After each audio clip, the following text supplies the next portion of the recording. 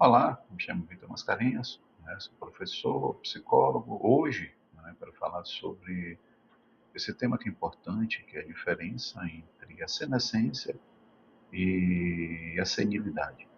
Né? Há ainda, principalmente nos profissionais iniciantes, nos estudantes, uma dificuldade em entender esses dois termos, que os profissionais de saúde, por estarem mais acostumados, acabam não falando tanto. E isso acaba confundindo ali, principalmente, para esses profissionais iniciantes e estudantes, né, que estão conhecendo um pouco sobre esse tema. A relevância disso, né, para a neuropsicologia e também para a psicologia. Primeiro que a gente tem essa dificuldade, né, de se entender nesse início. Isso acaba levando até as profissionais iniciantes e também aos estudantes a evitar esses termos. Na verdade, mais por não conhecer do que pela condição, né, de você evitar por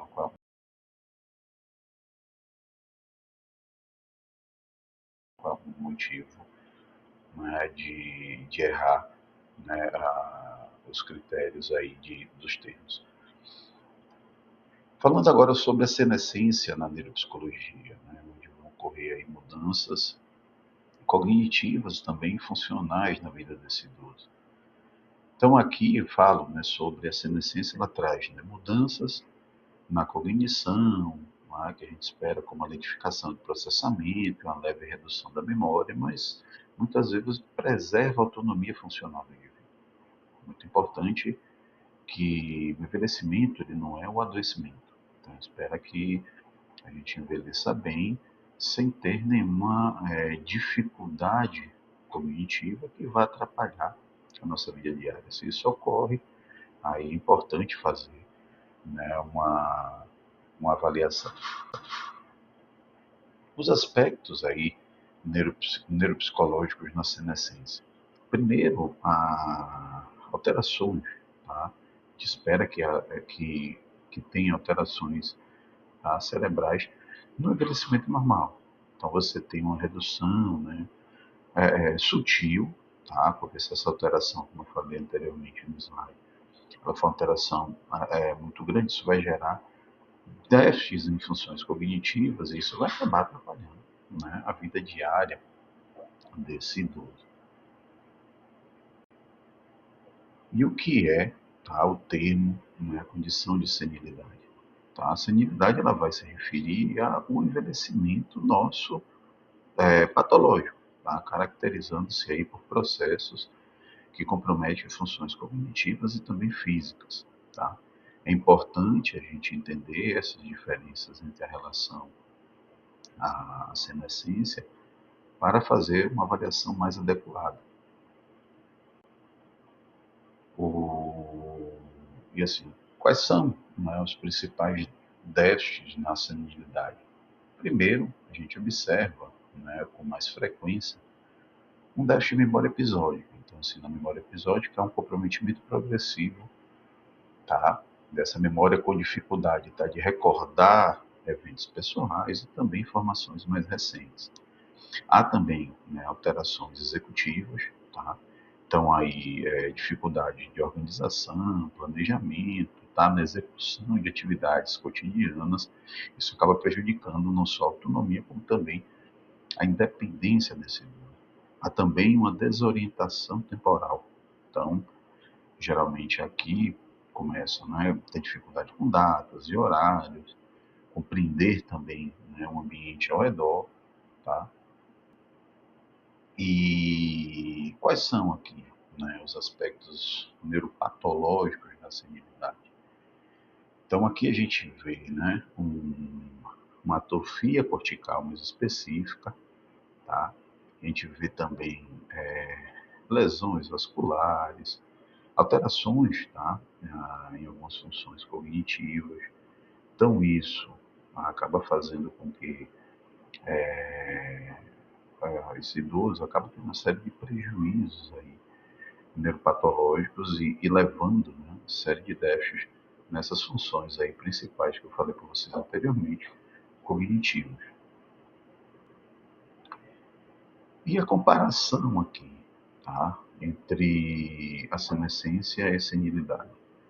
Então aqui a gente tem, né, características, tá, cognitivas, tá? Então a gente tem bom, mudanças, tá, leves na condições, né, de memória, funções executivas, na habilidade também visoconstrutiva e também na orientação temporal, tá? Há uma progressão aí disso, né, na senescência. As alterações são graduais e sutis, tá? Enquanto na senilidade há uma deterioração rápida também e muito significativa. Então essa pessoa, ela começa a ter série de alterações aí nessas funções de memória episódica, né? Na memória de longo prazo. Também com isso você vê também alterações na memória semântica. Isso acaba fazendo com que o idoso acabe esquecendo também algumas palavras. Né? Isso acaba fazendo com que ele fique mais irritado. E isso acaba gerando um impacto na sua autonomia. Então, ele começa a ter dificuldade em lembrar, né, de tomar remédio, conta de banco, muitas vezes até o próprio local onde mora, ou se não o local que ele vai, né, que ele se desloca. Então isso acaba fazendo com que tenha esse impacto na sua autonomia.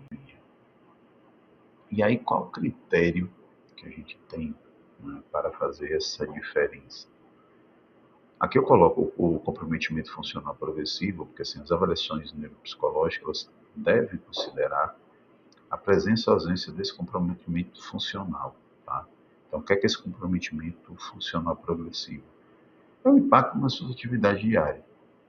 Então, esquecer a senha, esquecer de tomar remédio, esquecer datas e horários, ou ter dificuldade para lembrar, esses esquecimentos progressivos na vida funcional, até mesmo condições, né, com a roupa para vestir, tipo de roupa, né? Então, no começo, esses esquecimentos, essas dificuldades são sutis, depois vão piorando, então a pessoa consegue perceber com mais facilidade. E aí, né, que a gente começa falando, né, de o que a gente pode observar praticamente na avaliação. E primeiro, né, fazer uma anamnese detalhada. Você tem instrumentos neuropsicológicos, né, que a gente possa avaliar também junto com o cuidador, com o responsável, com o familiar e o idoso, para que nos ajude nesse processo, né, avaliativo. Então, além da anamnese, você tem instrumentos, né, que ajudam muito. Então, você tem o IQ-Code, as avaliações funcionais, tá? Então, você tem a Pfeiffer, você tem a CATS, né? Você tem outros instrumentos também de avaliação funcional que podem ser utilizados. Eu falo desses dois porque são mais utilizados, tem maior prevalência aqui, pelo menos no Brasil. Instrumentos também, né, que você vai utilizar, que a gente utiliza na avaliação neuropsicológica. Além dos instrumentos, né, de rastreio cognitivos, você tem as avaliações neuropsicológicas e os instrumentos, tá, específicos da neuropsicologia. A gente está avaliando as funções específicas, tanto atencional, como de memória, como de linguagem, né, funções executivas, para que a gente consiga analisar melhor. E aí, com isso, tenha uma interpretação mais adequada para a gente ver condições, né, de fazer essa diferença aí, dado esses dois termos. Condições aqui para a gente perceber também nesse diagnóstico diferencial. Primeiro, a depressão, né?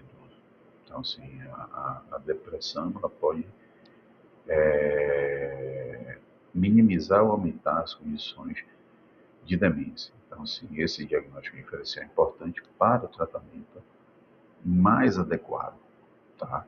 Observar também questões que vão envolver aí delírio, tá? Porque é uma condição aguda, isso pode causar uma confusão e desorientação temporária e está, né, associada problemas médicos, e a gente precisa estar necessitando aí de uma atenção também imediata, porque precisa, né?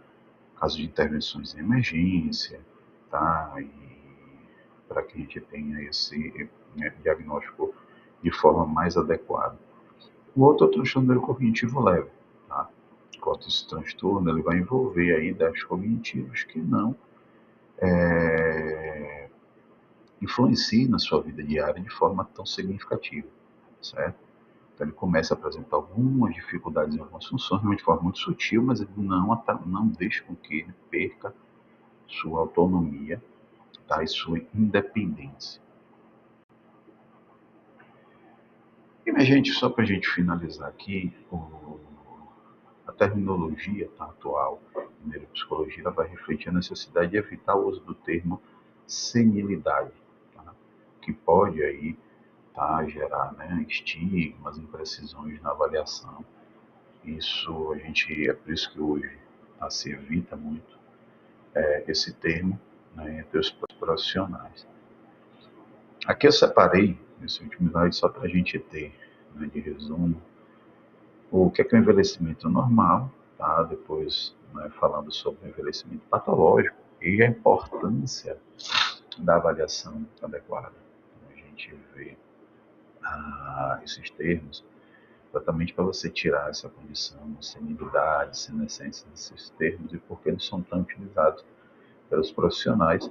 Eu falei isso anteriormente para não tirar a curiosidade, né, das pessoas com relação ao que é um envelhecimento normal e ao envelhecimento patológico. E a importância, como eu falei para vocês, mostrei, de uma avaliação neuropsicológica para que a gente consiga detectar, né, de forma mais qualificada esses dois tipos de envelhecimento. Tá? Bom, minha gente, quem tiver dúvidas, comentários, tá, pode deixar aqui nos comentários do vídeo. E não esqueçam, né, de ativar o joinha e também se inscrever no canal. Forte abraço. Tá? Aqui tem algumas referências que eu separei. E deixei uma frase aqui no final que é: a sabedoria vem com a idade, mas o entendimento é uma jornada contínua de aprendizado e crescimento. Tá? Bom, gente, forte abraço. Até o próximo vídeo.